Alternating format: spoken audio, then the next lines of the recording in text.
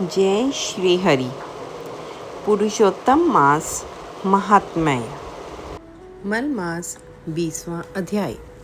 सूत जी बोले, नारायण के मुख से दृढ़धनता के पूर्व जन्म के वृतांत को सुनकर नारद जी श्री नारायण को फिर पूछने लगे, हे तपोनिधे, राजा दृढ़धनवा फिर वाल्मीकि ऋषि को क्या कहने लगे, सो आप कृपा करके मुझसे कहिए।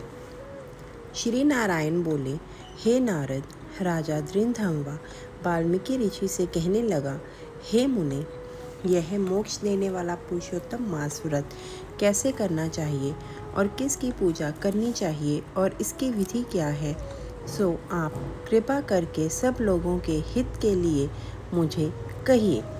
वाल्मीकि मुनि बोले, हे राजन, ब्रह्म मुहूर्त में उठकर ईश्वर का चिंतन कर शौचादि जाए, फिर स्नान प्राणायाम करके संध्या वंदन करें।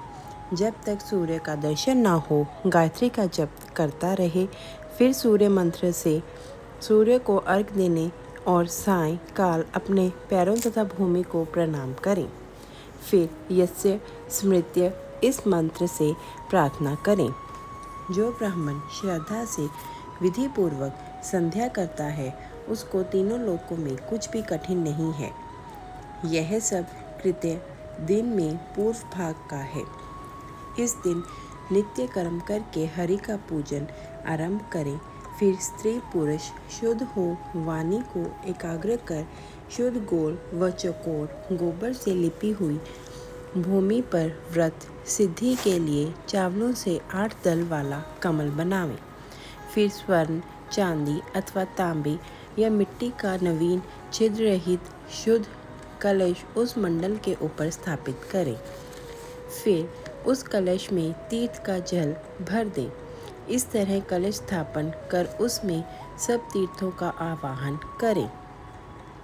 गंगा, गोदावरी, कावेरी, सरस्वती, मेरी शांति के लिए, पापों का नाश करने के लिए आओ।